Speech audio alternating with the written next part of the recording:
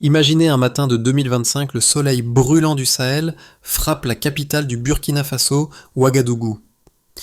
Au centre de ce désert, un homme, Ibrahim Traoré, se dresse comme une figure de résilience. Ancien capitaine de l'armée, rejeté par le monde, il est désormais l'emblème d'une Afrique qui choisit sa voie sans attendre l'aide extérieure. Comment ce jeune leader a-t-il réussi à transformer un pays autrefois perçu comme fragile en un symbole de souveraineté ? Le Sahel ne tremble plus sous les vents du colonialisme, il prend son destin en main. En 2025, une rencontre diplomatique inattendue a eu lieu non pas à Paris, Londres ou Washington, mais à Ouagadougou, la capitale tranquille du Burkina Faso. Un matin, sous le soleil impitoyable du Sahel, une voiture diplomatique libérienne est entrée dans la ville. Ce n'était pas pour demander de l'aide ou signer un traité avec les grandes puissances mondiales, non, cette visite marquait un tournant dans l'histoire africaine. Ibrahim Traoré, un jeune capitaine qui a su redéfinir la souveraineté pour son pays, a attiré l'attention de ses voisins, y compris le Libéria, un pays longtemps sous l'influence des États-Unis. Pour la première fois, le Libéria cherchait des réponses non pas du côté de l'Atlantique, mais vers le Sahel, une région souvent vue comme une terre de déclin. Les enjeux sont énormes. L'avenir de l'Afrique pourrait-il vraiment se réécrire à partir de ces terres arides et malmenées ? Le Sahel devient-il le modèle d'une Afrique indépendante et fière ? Le Burkina Faso, un pays enclavé et sous-développé, n'était autrefois qu'une ombre dans les discussions géopolitiques mondiales. Mais sous le leadership de Ibrahim Traoré, tout a changé. En seulement quelques années, le jeune capitaine a métamorphosé cette nation du Sahel en un exemple de souveraineté et de résilience. Comment est-ce possible dans une région souvent perçue comme instable et marginalisée par les grandes puissances ? En 2025, un événement marquant a eu lieu à Ouagadougou. Une délégation libérienne, jusqu'alors un allié fidèle des États-Unis, est venue chercher des réponses ailleurs, en Afrique, et non plus dans l'ombre de l'Occident. Cette rencontre n'était pas simplement diplomatique, mais symbolique d'un changement de paradigme sur le continent. Le Libéria, ancienne colonie, fondée par les esclaves libérés d'Amérique, s'est longtemps reposé sur l'aide occidentale. Cependant, à l'heure où l'Afrique se relève lentement de son histoire coloniale, le Libéria commence à se poser des questions fondamentales. Pourquoi dépendre encore de l'aide extérieure ? Pourquoi ne pas suivre l'exemple de son voisin du Sahel ? Un pays comme le Burkina Faso qui a su redéfinir sa trajectoire, bâtir ses propres forces de défense et, plus important encore, prendre en main son avenir économique et politique. Traoré, avec son approche non conventionnelle, offre au Libéria une vision inédite. Une Afrique qui se relève par ses propres forces. Il s'agissait d'un signal fort, le continent n'a plus besoin d'être sauvé, il peut sauver lui-même. Dans le vent du Sahel, un souffle nouveau commence à souffler. Une révolution silencieuse est en marche. Et Ibrahim Traoré, ce jeune capitaine autrefois ignoré, en est désormais le porte-étendard. Ibrahim Traoré, à 34 ans, incarne le visage d'un nouveau leadership en Afrique. Ancien capitaine de l'armée burkinabé, il n'est pas seulement un militaire, mais un visionnaire.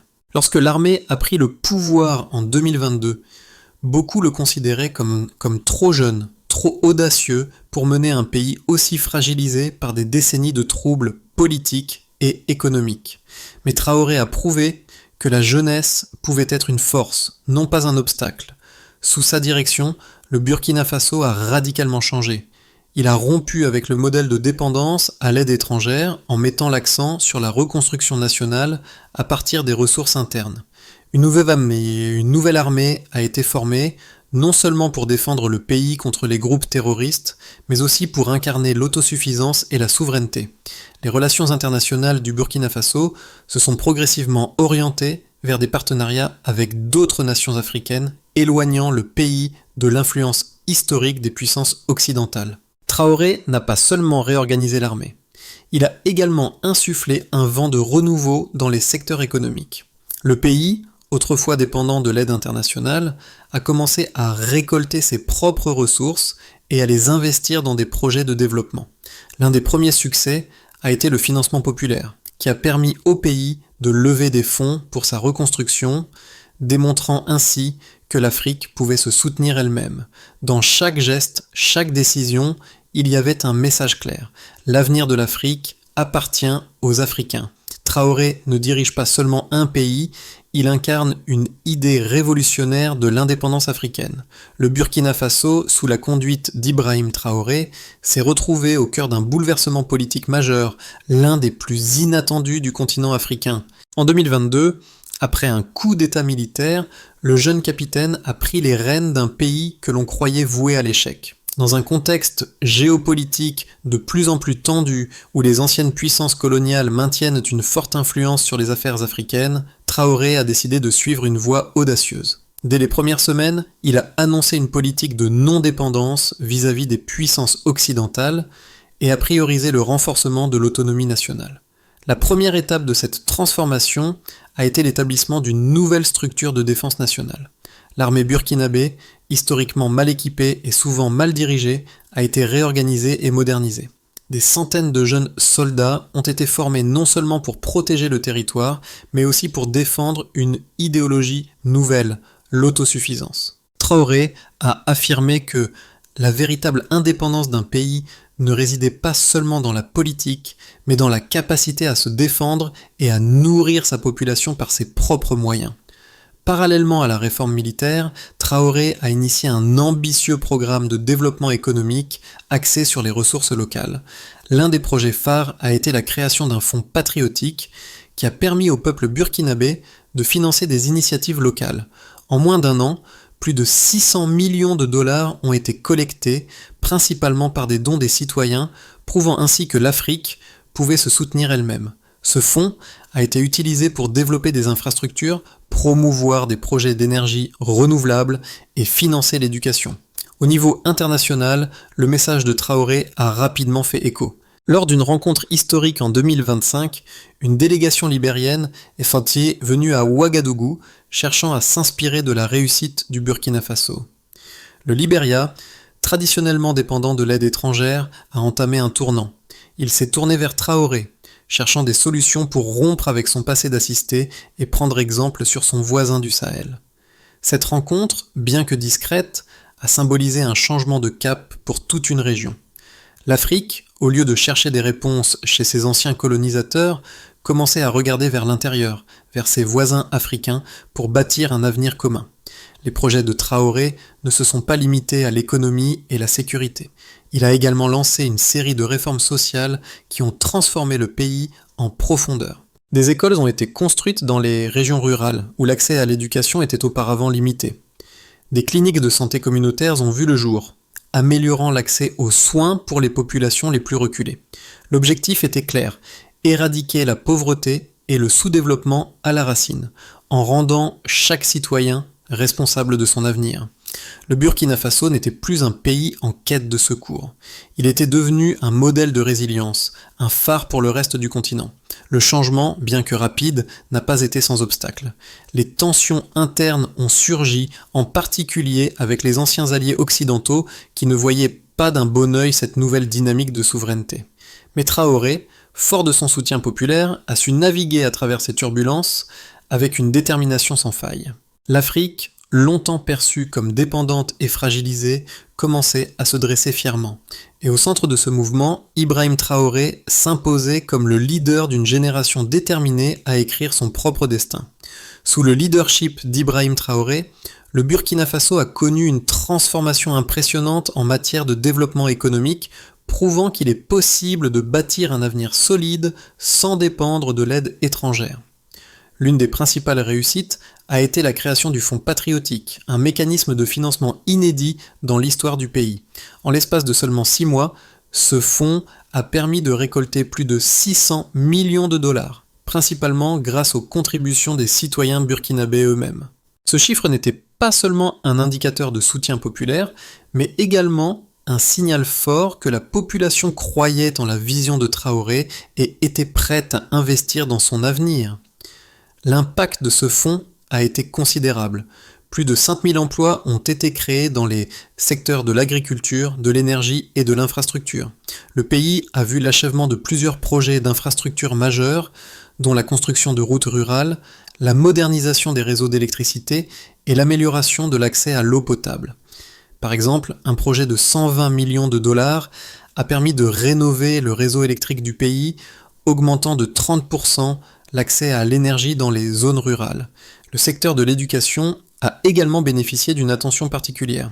En 2025, en 2025, le Burkina Faso a augmenté son budget de l'éducation de 18%, avec un focus particulier sur l'amélioration de la qualité des écoles rurales. Cela a permis la construction de plus de 200 écoles, permettant à plus de 50 000 enfants supplémentaires d'accéder à l'éducation. Traoré a mis en place des programmes de formation professionnelle pour les jeunes, avec plus de 12 000 diplômés en 2025. Ces initiatives ont non seulement amélioré l'éducation, mais ont également contribué à réduire le chômage, en particulier parmi les jeunes adultes. L'autre aspect fondamental de la politique de Traoré a été l'amélioration de la sécurité. Le Burkina Faso, qui faisait face à des attaques terroristes croissantes depuis plusieurs années, a réussi à réduire de 40% les incidents liés au terrorisme en 2025. Ce succès a été en grande partie attribué à la réforme de l'armée, qui a permis à la nation de se défendre plus efficacement contre les groupes extrémistes. Le gouvernement a également investi dans des programmes de déradicalisation qui ont permis à plus de 10 000 anciens combattants d'abandonner les groupes terroristes et de réintégrer la société. En matière de développement durable, Traoré a introduit des politiques novatrices visant à promouvoir les énergies renouvelables. Le Burkina Faso est désormais un leader en Afrique de l'Ouest dans l'utilisation de l'énergie solaire. En 2025, le pays a installé plus de 2000 panneaux solaires dans les villages éloignés, fournissant de l'énergie à plus de 100 000 personnes qui n'avaient jamais eu accès à l'électricité auparavant. Cette initiative a permis d'améliorer la vie quotidienne des populations rurales en facilitant l'accès à l'éducation, à la santé et à l'eau potable, tout en réduisant les coûts liés à l'importation de carburants fossiles. Ces progrès tangibles sont le fruit d'une vision claire, celle d'un Burkina Faso autonome et prospère, capable de se relever de ses difficultés passées et de montrer l'exemple au reste du continent. Le modèle de Traoré démontre qu'il est possible de bâtir un avenir solide grâce à la détermination locale, à la gestion responsable des ressources et à une volonté politique forte. Le changement est en marche, et il est mesurable. L'histoire du Burkina Faso sous la direction d'Ibrahim Traoré est une démonstration frappante de la puissance de la résilience nationale. Pourtant, comme dans toute révolution, plusieurs points de vue se sont affrontés. Certains critiques, principalement issus des anciennes élites politiques et des partenaires occidentaux, ont exprimé des doutes quant à la durabilité de cette transformation. Ils argumentent que l'approche de Traoré, qui privilégie une forte indépendance économique et militaire, risquait de conduire le pays à l'isolement international et de rendre plus difficile l'accès aux marchés mondiaux. Selon ces critiques, un pays aussi enclavé que le Burkina Faso ne pouvait pas se permettre de refuser les partenariats traditionnels avec les grandes puissances économiques. Il souligne que l'histoire de l'Afrique a montré que l'isolement conduisait à des difficultés économiques, en particulier pour les nations sans accès direct à la mer ou sans ressources naturelles abondantes. En effet, même des pays riches comme le Libéria, qui a tenté une approche similaire par le passé, ont connu des revers économiques dus à l'absence d'infrastructures et de soutien externe. Cependant, les partisans de Traoré soulignent que son approche est en réalité une réponse aux échecs des décennies passées. La dépendance à l'aide internationale, souvent accompagnée de conditions imposées par les bailleurs de fonds étrangers, a non seulement freiné la croissance de nombreux pays africains, mais a également perpétué un cycle de vulnérabilité. Les pays africains, y compris le Burkina Faso, ont souvent été pris au piège d'un système où l'aide n'a pas conduit à un véritable développement durable, mais a plutôt consolidé les rapports de dépendance. Ce que Traoré démontre, c'est qu'une Afrique indépendante ne doit pas nécessairement se couper du reste du monde, mais elle peut choisir ses partenaires et renforcer ses propres structures internes avant d'accepter des compromis. En effet, le modèle de financement populaire du Burkina Faso, qui a permis au pays de lever plus de 600 millions de dollars en un temps record, est un argument de poids. Les contributions des citoyens ne sont pas seulement un signe de soutien, mais une preuve de la capacité du pays à mobiliser ses propres ressources sans dépendre de financements étrangers. L'idée clé ici est que l'indépendance économique et la souveraineté militaire ne sont pas incompatibles avec les relations internationales, mais qu'elles nécessitent un changement de paradigme. Ce modèle est radical, mais non pas irréaliste. La transformation du Burkina Faso montre que même les pays les plus pauvres peuvent prendre leur destin en main s'ils disposent d'une volonté politique forte et d'une gestion efficace de leurs ressources. Ainsi, les détracteurs de Traoré pourraient avoir raison sur certains points, mais ils négligent l'impact profond de la transformation qui a lieu au Burkina Faso. Traoré n'a pas seulement permis au pays de survivre, il l'a repositionné sur la voie de l'autonomie durable. Il a démontré qu'un autre chemin était possible, un chemin qui, malgré les défis, pourrait bien devenir un modèle pour d'autres nations africaines. En 2025, un moment clé a marqué un tournant dans l'histoire du Burkina Faso et, par extension, de l'Afrique. Le Libéria, autrefois un fidèle allié de Washington, a franchi une étape décisive en cherchant à s'inspirer du modèle de souveraineté du Burkina Faso. Cette rencontre à Ouagadougou n'a pas seulement été une formalité diplomatique, mais le début d'une transformation plus vaste pour le continent africain. Le Libéria, un pays longtemps sous la tutelle des grandes puissances, a vu en Ibrahim Traoré un modèle à suivre, un leader capable de guider son pays vers l'indépendance économique et politique.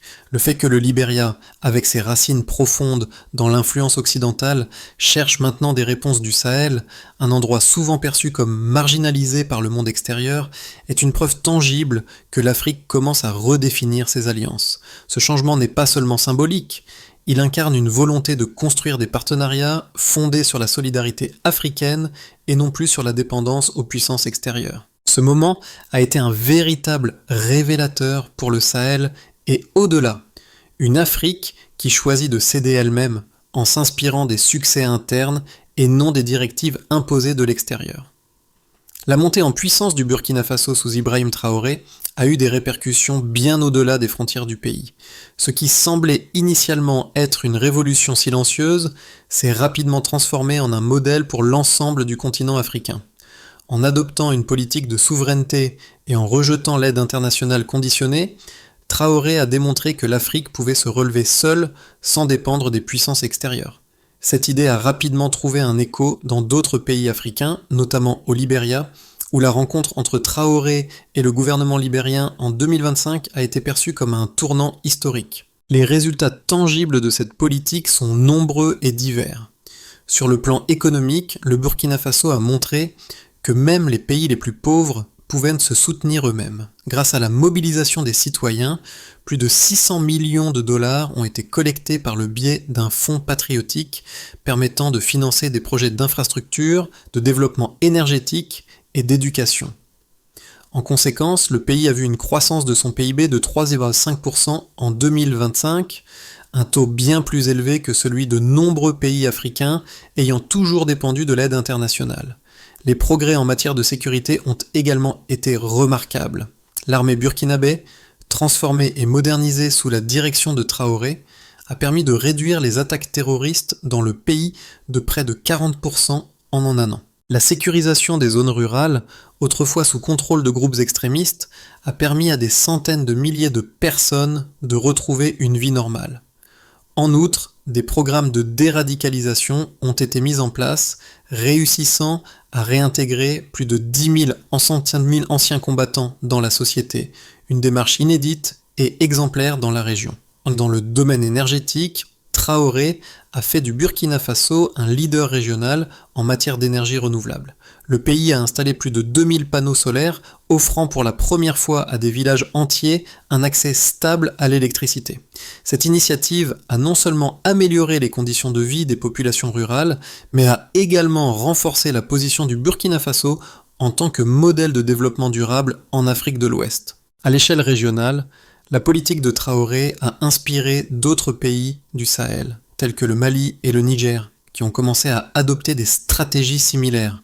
Les États membres de l'Alliance du Sahel, notamment, ont vu dans l'exemple du Burkina Faso une opportunité d'élargir leur propre autonomie, en réduisant leur dépendance vis-à-vis des puissances étrangères. Cela a ouvert la voie à une nouvelle dynamique régionale fondée sur l'autosuffisance, la coopération intra-africaine et la recherche de solutions locales aux problèmes continentaux.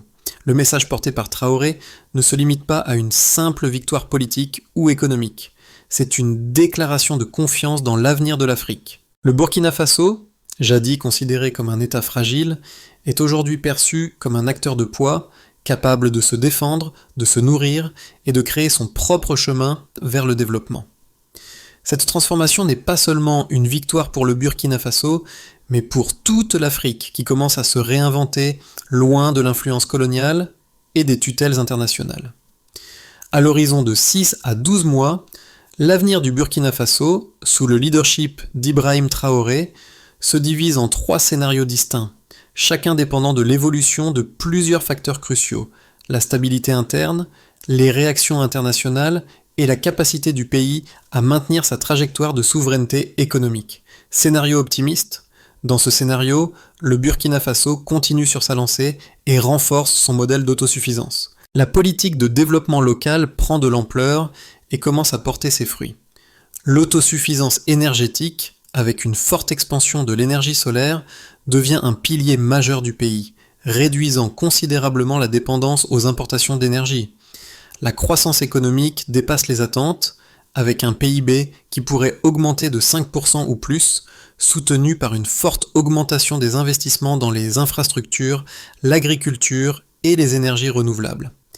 Le pays devient un modèle de développement durable en Afrique de l'Ouest et plusieurs pays voisins, comme le Mali et le Niger, s'inspirent de son approche. Le Burkina Faso renforce ses partenariats au sein de l'Alliance du Sahel, contribuant à l'émergence d'une région autonome et solidaire. À l'international, les grandes puissances économiques reconnaissent l'importance du modèle burkinabé et adoptent une position plus respectueuse de l'indépendance du pays. Scénario intermédiaire: le Burkina Faso parvient à maintenir ses réformes, mais se heurte à des défis internes et externes importants. Les tensions politiques au sein du gouvernement ou entre les factions militaires pourraient ralentir certains projets clés, particulièrement dans le secteur de la défense et de la sécurité. Bien que le pays réussisse à maintenir son indépendance économique, l'isolement diplomatique reste un défi. Le Libéria et d'autres nations voisines cherchent à imiter l'exemple du Burkina Faso, mais la pression internationale pourrait freiner la capacité du pays à étendre ses partenariats régionaux. Les sanctions économiques ou la réticence des puissances occidentales à coopérer avec un pays qui remet en question l'ordre international établi pourrait limiter les investissements étrangers. Cependant, malgré ces obstacles, le Burkina Faso conserve son statut de leader régional en matière de développement durable et de sécurité. Scénario pessimiste: dans ce scénario, le Burkina Faso rencontre des difficultés internes majeures. Des révoltes populaires ou des conflits au sein du gouvernement militaire pourraient entraîner un affaiblissement de la stabilité politique. La réorganisation de l'armée, bien qu'efficace au départ, pourrait se heurter à des tensions internes liées à la gestion des ressources et à la répartition des pouvoirs. Sur le plan économique, l'isolement diplomatique grandissant rend difficile l'accès aux marchés internationaux et aux financements extérieurs nécessaires pour soutenir la croissance. Si les réformes économiques échouent à générer les résultats attendus, le pays pourrait être contraint de revoir ses stratégies. L'insécurité dans certaines régions pourrait également entraver les efforts de développement malgré les investissements internes. Enfin, les tensions géopolitiques avec les puissances occidentales pourraient mener à un renforcement des sanctions, créant un environnement économique encore plus difficile à gérer. Cependant, même dans ce scénario défavorable, le pays pourrait encore conserver une part de son indépendance, mais à un coût élevé. L'histoire d'Ibrahim Traoré et du Burkina Faso touche une corde sensible, non seulement pour l'Afrique, mais aussi pour le reste du monde. C'est une histoire de résilience, de courage et de défi face aux forces extérieures. Mais plus que tout, c'est un appel à l'action. Le modèle de Traoré ne se limite pas à une simple réussite politique ou économique. Il pose une question fondamentale à chaque Africain. Que pouvons-nous accomplir lorsque nous choisissons de nous aider nous-mêmes ? Les jeunes Africains, souvent délaissés par des systèmes politiques inefficaces et des économies fragiles, trouvent dans l'exemple du Burkina Faso un modèle d'espoir.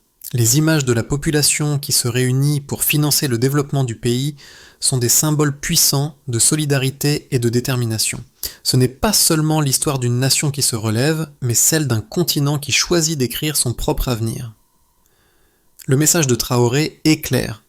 L'Afrique n'a pas besoin de l'autorisation du monde pour se développer. Elle peut se prendre en charge, bâtir ses infrastructures éduquer ses enfants et défendre son avenir. Ce n'est pas un rêve irréalisable, mais une réalité en devenir, comme le montre le Burkina Faso. Les jeunes générations à travers le continent commencent à voir que l'autosuffisance et la dignité ne sont pas des concepts réservés aux puissances mondiales, mais des droits que chaque nation peut revendiquer. Ce modèle appelle à une prise de conscience mondiale. Il invite non seulement les Africains, mais aussi les autres nations, à repenser ce que cela signifie être véritablement indépendant. Pour les Africains, il est temps de croire que leur avenir peut être construit avec leurs propres mains sans dépendre de l'extérieur. Ibrahim Traoré, ce jeune capitaine, incarne cette transformation. Il montre qu'avec détermination et vision, même les pays les plus démunis peuvent changer le cours de leur histoire. L'histoire du Burkina Faso sous Ibrahim Traoré n'est pas simplement celle d'un pays qui a surmonté ses difficultés, c'est aussi un guide pour d'autres nations africaines cherchant à réécrire leur propre destin. Le modèle Traoré repose sur des principes fondamentaux: souveraineté, développement interne et solidarité régionale. Mais pour que ce modèle se reproduise dans d'autres pays du continent, plusieurs étapes clés doivent être suivies. Première étape, l'indépendance économique. Le premier défi pour tout pays africain est de réduire sa dépendance aux aides extérieures. Le Burkina Faso a prouvé que cela est possible en mobilisant les ressources internes. En encourageant les investissements locaux, en lançant des projets collectifs comme le Fonds patriotique et en gérant efficacement les ressources naturelles, les pays africains peuvent s'affranchir des conditions imposées par les bailleurs de fonds. L'exemple de Traoré montre qu'il est possible d'investir dans des infrastructures clés et dans des projets de développement durable, comme l'énergie renouvelable, pour soutenir une croissance autosuffisante. Deuxième étape, la réorganisation des systèmes de défense et de sécurité.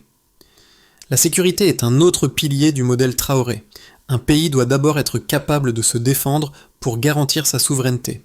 La modernisation de l'armée burkinabé, associée à des programmes de déradicalisation, a renforcé la stabilité interne. D'autres pays pourraient suivre cet exemple en investissant dans leurs forces de défense et en mettant en place des programmes de sécurité axés sur la prévention et la résilience, plutôt que de dépendre exclusivement d'interventions extérieures. Troisième étape, l'éducation et la formation des jeunes. Pour assurer une croissance durable, les jeunes doivent être au cœur du développement. Le Burkina Faso a investi dans des programmes éducatifs qui ont permis à des milliers de jeunes d'acquérir des compétences professionnelles. D'autres pays africains doivent faire de l'éducation une priorité, en offrant des formations adaptées aux besoins du marché du travail et en investissant dans des programmes d'entrepreneuriat pour encourager la création d'entreprises locales. Quatrième étape, l'intégration régionale et les partenariats intra-africains. Enfin, l'une des leçons les plus importantes que le Burkina Faso enseigne est l'importance de la coopération intra-africaine. Plutôt que de dépendre des puissances occidentales, les pays africains doivent renforcer leurs relations et créer des partenariats durables au sein du continent. L'Alliance du Sahel est un exemple clé de collaboration régionale. En unissant leurs forces, les pays africains peuvent surmonter les défis communs, qu'ils soient économiques, sécuritaires ou environnementaux. Ces étapes ne sont pas simples et demanderont du temps, des sacrifices et une volonté politique forte. Cependant, le modèle du Burkina Faso prouve que le chemin est possible. Pour l'Afrique, le futur appartient à ceux qui choisissent de prendre leur destin en main.